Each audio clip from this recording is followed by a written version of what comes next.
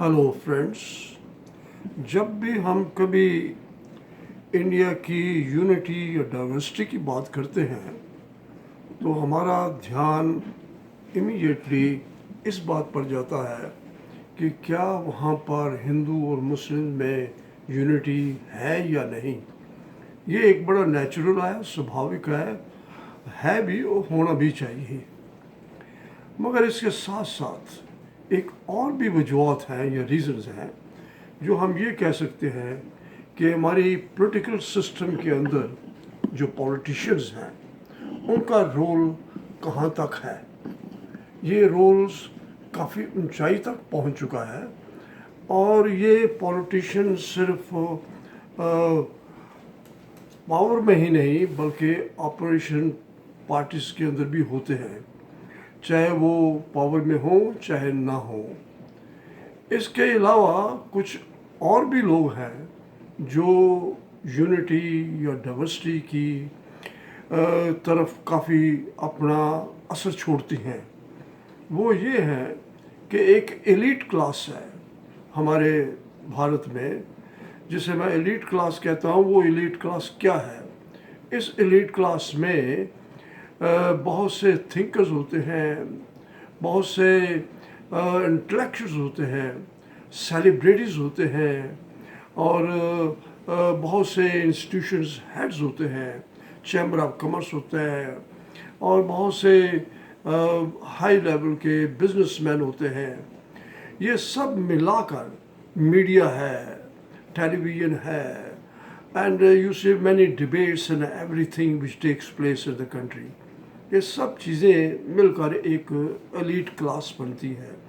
ये elite class काफ़ी influential होती है और ये टाइम टू टाइम अपना इन्फ्लुएंस दो हिस्सों में बांटती है। एक वो जो पॉलिटिशियंस हैं और दूसरे वो जो वोट्स देने वाले हैं। वोट्स देने वाले एक साइड और वोट्स लेने वाले दूसरे साइड। इन दोनों के बीच में ये एक काफ़ी रोल पैदा करते हैं और ये जो एलीट क्लास है ये काफ़ी एक मजबूत क्लास होती है जिनका इकोनॉमिकल पावर काफ़ी अच्छी होती है और साथ साथ इनका जो मेंटल लेवल है वो भी काफ़ी अच्छा होता है और अपने रहन सहन के मुताबिक वो ठीक ठाक होते हैं, अच्छे घर होते हैं, अच्छे गाड़ियाँ होती हैं, काइट और सोसाइटी के अंदर उनका एक स्टेटस होता है। उनका हर बात का एक इन्फ्लुएंस बैठता है। वो अपने इंटेलेक्चुअल वे से पॉलिटिशियंस को भी और जो वोट देते हैं इनके साथ भी उनका एक तालमेल रहता है। ये वो क्लास भी है जो मासेस का खून भी पीती है और दूसरी तरफ पॉलिटिशियंस का भी खून पीती है। और एक एडिशनल क्लास है, वो ये है जिसे हम कहते हैं क्रिमिनल क्लास। ये क्रिमिनल क्लास भी अपना रोल काफ़ी प्ले करता है, जिसमें हम कह सकते हैं कि कंट्री के अंदर यूनिटी रहेगी या यूनिटी बढ़ेगी या कम होगी या डाइवर्सिटी बढ़ेगी या कम होगी। ये एक काफ़ी रोल प्ले करते हैं। इन दोनों का रोल वोट लेने से पहले और वोट देने के बाद दोनों टाइम में 5 साल कंटिन्यूसली चलता रहता है। और ये लोग काफ़ी एक इन्फ्लुएंस होते हैं डिफरेंट मेथड से। पैसा यहाँ पर काफ़ी इन्फ्लुएंस करता है, एजुकेशन भी इन्फ्लुएंस करती है, जो कि डायरेक्टली या इनडायरेक्टली एक रिमोट कंट्रोल पॉलिटिक्स से भी कंट्रोल होती है। पहले ज़माने में जब बहुत पीछे जाए तो एक political remote control agencies international level पर वर्क करती थी, जबकि इटली था या यूएसएसआर था या यूएसए था। तो यूएसए यूएसएसआर के बीच में एक कोल्ड वॉर थी। उन वजह से ये एक इटली का भी एक इफ़ेक्टिवनेस पॉलिटिकल इन्वॉल्वमेंट रही है। बहरहाल आप जानते हैं कि इनका इंडिया के ऊपर भी काफ़ी असर पड़ा और ऐसे लीडर्स भी यहाँ पहुँचे जिनका इफ़ेक्ट आगे डोमेस्टिक लाइफ के अंदर भी काफ़ी असर पड़ा है। अब ये फोर्सेस कहाँ तक हमारे यूनिटी को कायम रखते हैं या उसमें डाइवर्सिटी ज़्यादा पैदा करते हैं, वो डिपेंड करता है उनकी अपनी इंटेग्रिटी या उनकी डेवलपमेंट या उनकी अपब्रिंगिंग कैसी रही है। अब इसके आगे अगर जाएं तो मैं ये समझता हूँ कि ये सब चीज़ें होने या ना होने की वजह एक ये भी है कि हमारी कंट्री में जो डेमोक्रेसी है वो इतनी मैच्योर नहीं है जितनी कि एक होनी चाहिए थी। हालांकि ये सही है कि हमारी डेमोक्रेसी लार्ज डेमोक्रेसी है, मगर ये लार्ज डेमोक्रेसी काफ़ी नहीं है। इस लार्ज डेमोक्रेसी के साथ साथ इसको एक मैच्योर डेमोक्रेसी भी होना चाहिए। जैसा कि हम बहुत सी एडवांस कंट्रीज़ में like England, USA, Germany, France, इन सब कंट्रीज़ के अंदर एक मैच्योरिटी देखते हैं। वो मैच्योरिटी क्या है? हालांकि England is the originator of democracy where John Locke was the founder of writing a book on democracy where this democracy originated. अब इस कंट्रीज़ के अंदर जो डेमोक्रेसी है आहिस्ता आहिस्ता वक्त के साथ साथ बहुत बदल गई और काफ़ी मैच्योर हो गई। आप एक चीज़ को वॉच करेंगे कि उनमें एक कॉमनैलिटी है जो हमारी यूनिटी और डाइवर्सिटी के साथ बहुत इफ़ेक्ट करती है। एक वो ये है कि उन कंट्रीज़ के अंदर नेशनलिटी लेवल जो है बहुत हाई लेवल का होता है। मीन्स कि उनके जो सिटीजन्स हैं उनका नेशनल कनेक्शन, एथिक्स, आइडेंटिटी इतनी एक्सट्रीम पर है कि अगर उनके पॉलिटिशियंस को तोड़ना भी चाहे तो वो नहीं टूटती है। दूसरी बात यह है कि वहाँ के जो मासेस हैं या नेशन है या पॉलिटिशियंस हैं वो अपनी सिक्योरिटी ऑफ द कंट्री को कभी सेक्रीफाइस नहीं करते। उनके पॉलिटिशियन आपस में जितना मर्जी लड़ रहे हैं मगर इन दो चीज़ों को कभी कॉम्प्रोमाइज़ नहीं करते, ना कि नेशनैलिटी और ना ही the security of the country. एक तीसरा पॉइंट मैं ये कहना चाहता हूँ, वहाँ जा है वो जो है वो लॉ एंड जस्टिस है। इन कंट्रीज में लॉ एंड जस्टिस आप देखेंगे काफ़ी ऊंचाई पर है। वो law and justice definitely clearly ये बताता है, कहता है और उनके ऊपर इफेक्ट करता है, जिसका असर यूनिटी और डाइवर्सिटी पर बहुत पड़ता है। इसके साथ साथ अगर हम इन चीज़ों को एग्जामिन करें, एक बात मैं ये और कहना चाहता हूँ, अगर इन डेमोक्रेसीज की तरफ देखें तो जो हमारी सिक्योरिटी सिस्टम है उसके ऊपर इनका बहुत ज़्यादा प्राइड होता है, बहुत ज़्यादा प्राइड। इतना प्राइड कि बहुत से प्रेसिडेंट यूएसए में खुद एक जनरल के हैसियत में रहे हैं और उनके अपने भी बेटे या बेटियाँ और इस सिक्योरिटी फोर्सेस के अंदर रही हैं और रह भी रही हैं आज तक। इवन इंग्लैंड के अंदर जो क्वीन उनके बेटा भी सिक्योरिटीज़ में रहा है और ये मिडल ईस्ट में वॉर के अंदर भी वो गया था। तो ये जो लेवल सिक्योरिटी के साथ है वो बहुत हाई लेवल का है। उनका मोरल जो बहुत हाई है वो इसमें किसी हालत में भी कॉम्प्रोमाइज़ नहीं करते, चाहे पॉलिटिकल डिफरेंसेस कितने भी ना हो। अब इन चीज़ों को हम अपनी कंट्री में देखें तो देखेंगे कि हमारी डाइवर्सिटी या हमारी यूनिटी का कितना इस पर इफ़ेक्ट पड़ता है। हम लोगों ने कहाँ तक पहुँच गए हैं।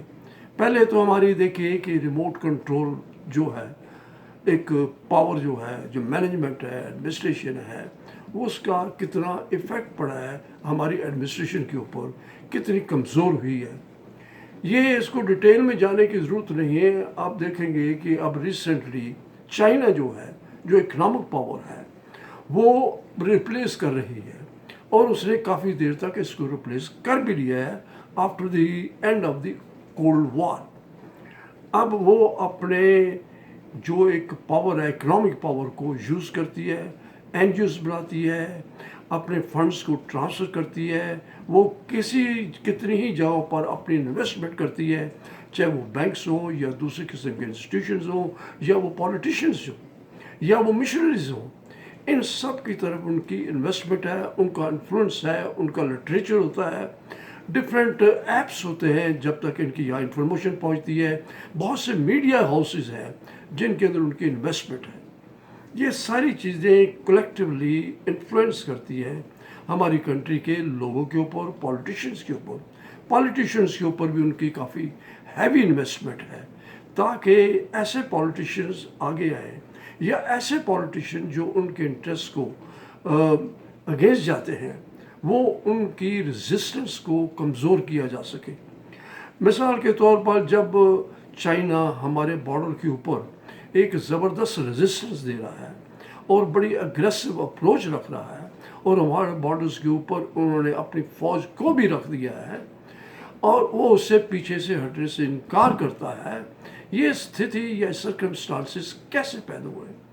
क्या हमने यहाँ इसमें नुकसान किया कि क्या वजह है कि इसका हम लोग कुछ ऐसे डिसीजन नहीं ले पाए जो कि लेने चाहिए थे, जो हम ये कहेंगे कि हमारी गवर्नमेंट या हमारे पॉलिटिशियन टाइम पर एक्शन नहीं ले पाए। मिसाल के तौर पर जो इंफ्रास्ट्रक्चर आपने डोकलम से लेकर गलवान वैली तक एक 3500 की टेरिटरी को कवर करना था, वो टाइम पर नहीं लिया।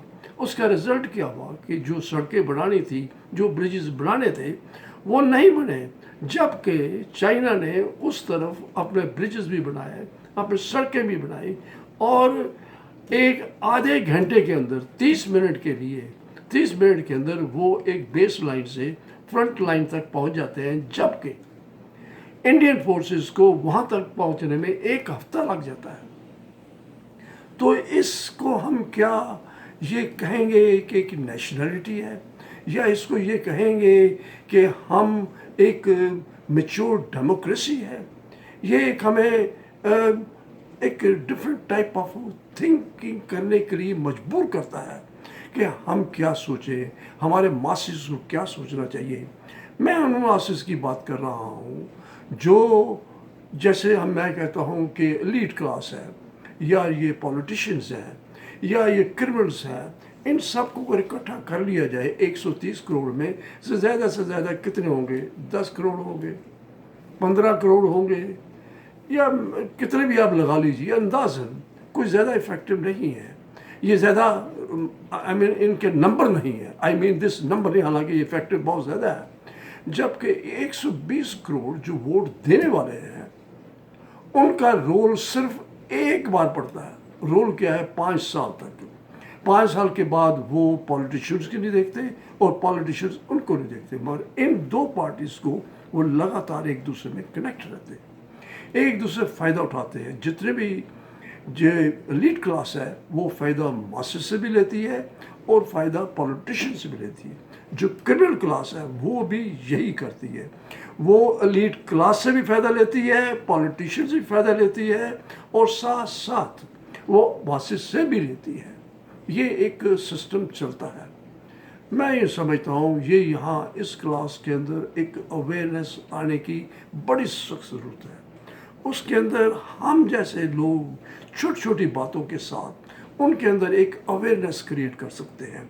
ये हम बहुत बड़ा काम नहीं कर सकते, तो कम से कम इतना तो कर सकते हैं जो हम बात कर रहे हैं, ये हम अपने आप को दूसरों तक पहुँचाएँ, उनको अपने वीडियो से कंट्रीब्यूट करें, या उनको शेयर करें, या अपने उनको आइडियाज़ दें, या इस वीडियो के अगेंस्ट मुझे अपने कमेंट करें, ताकि आपको राइट और रॉन्ग की दूसरों को भी समझ हो, मुझ जैसे लोगों को भी समझ हो। मैं हर बात में तो ये नहीं कह सकता हूँ कि मैं हर चीज़ को जानता हूँ, मैं भी सब चीज़ों से लर्न करता हूँ, बहुत सा देखता हूँ, वॉच करता हूँ। तो इन चीज़ों का, सब चीज़ का हमारे माइंड के ऊपर असर होता है। हमारी कंट्री में ये बहुत ज़रूरी है कि मैं इनके 2-4 टेस्ट करता हूँ। वो ये है, पहला टेस्ट जो है कि क्या हमारी कंट्री के लीडर्स और पॉलिटिशियन और मासेस, इनके अंदर नेशनलिटी का लेवल है या नहीं है, तो कितने लेवल तक का है, कितनी ऊंचाई तक है, क्या उतने ही लेवल का है जितनी कि मैच्योर कंट्रीज़ का होना चाहिए। और दूसरा ये है, क्या वो अपनी कंट्री का प्राइड लेवल, अपने आप को एक इंडियन समझते हैं, ये जज्बा उनके अंदर है? क्या ये जज्बा आप मिस करते हुए देखेंगे इंग्लैंड के अंदर या अमेरिका के अंदर वो ये कह दें कि देखो आप भी क्रिश्चियन हो, हम भी क्रिश्चियन हैं, मगर हमारी क्रिश्चियनी तो इजराइल से स्टार्ट हुई थी, तो इसलिए हम तो नेशनलिस्ट नहीं हो सकते। तो इससे अगर अपने व्यू को लें या इस रीज़न को लें, ये लॉजिक को लें, मैं हैरान होता हूँ कि इंडिया में अगर कोई वहाँ लोग पैदा हुए हैं काफ़ी सालों से और रहते हैं, एक बच्चा पैदा होता है, उसके साथ कुछ बढ़ता है, फिर उसके बाद वो एक रिलीजन को पकड़ता है, वो इस्लाम बनता है या हिंदू बनता है या दूसरा बनता है, तो आप कैसे कह सकते हैं हम इंडियन नहीं हैं?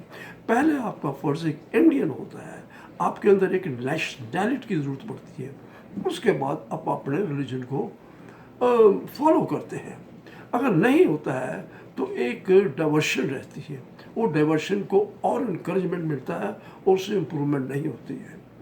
दूसरी बात मैं ये कहूँगा कि जो अगर सिक्योरिटी लेवल जो है, नेशन का जो सिक्योरिटी है, वो सिक्योरिटी कोई भी पॉलिटिशियन या लीडर या मासेस के अंदर उसको सेक्रीफाइस नहीं कर सकता, उनकी मोरालिटी को डाउन नहीं कर सकता। और ऐसे लीडर पैदा होते हैं तो उनको डिस्करेज करने की ज़रूरत पड़ती है। हम ऐसे लीडर्स नहीं पैदा कर सकते कि जो छोटी छोटी बात के लिए चैलेंज करते रहे, बालाकोट कैसा हुआ इसका प्रूफ दीजिए, 26/11 को ये कहना कि यहाँ पर हिंदू टेरर हुआ है, ये चीज़ें जो हैं आप समझते हैं कि लोगों को समझ नहीं आती है। मैं समझता हूँ कि अब आहिस्ता आहिस्ता ये जो मासेस है, जो 120 करोड़ बचा हुआ है, जो वोट डालते हैं, हालांकि 70% उनसे बिलोंग करते हैं, ये वोट डालते हैं, जबकि अगर हम देखें कोई एलिट क्लास जिसकी मैं बात कर रहा हूँ, जो कि मैक्सिमम बेनिफिट उठाते हैं, उनमें 70 में से 10 या 15% लोग ही वोट डालते हैं, बाकी वोट नहीं डालते हैं।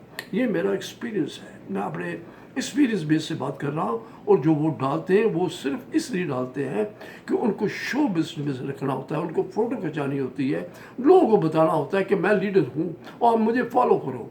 अगर उनको ये बताया जाए कि आपको मासेस को फॉलो करना है तो शायद ये नहीं करेंगे, वो एक लीडरशिप शो ऑफ करते हैं। जब मासेस के अंदर ये एक लगातार अवेयरनेस की ज़रूरत है, उनको जगाने की ज़रूरत है, उनको ये बताना ज़रूरी है कि आप लोग 5 साल के अंदर एक बार वोट डालते हैं, उसके हर बार आपको अपने जिसको वोट आपने डाला है, या कांग्रेस डाला है या बीजेपी डाला है, आप उनको बार बार टोकते रहिए, जगाते रहिए, उनको कहते रहिए।